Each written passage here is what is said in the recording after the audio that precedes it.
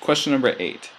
Heat and work are path functions, which are different from state functions in that their values are dependent on how a system gets from one configuration to another. So the way I like to think about this is in terms of physics. So let's pretend we have point A and then we have point B. State functions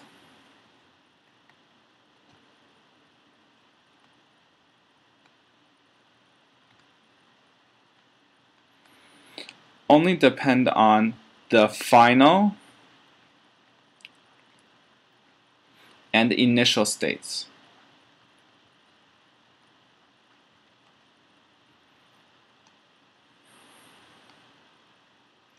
Therefore, like in physics, this is what we call displacement, right? To get from A to B. Okay? However, path functions are dependent on, it's exactly what they sound like. They're dependent on the path. So you can do a lot of work. You can do work to get from point A to point B in a short distance, from just here directly to here. However, you can do a lot of work by going here and then here and then here and then here. That took a lot of work, right? So therefore, it took more work to go through this path than it did from just directly A to B, just this straight line.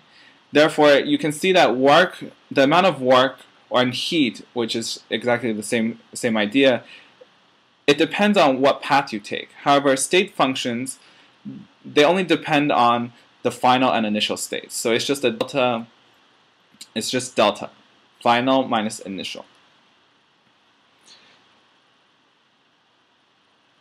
And then a famous example of this fact is that if there is no external pressure, the work is 0. Therefore, it's what I was talking about earlier. Work equals P external delta V. Okay, so there must be external pressure. Okay, if it's in a vacuum, there's no force that's opposing expansion. No work is done.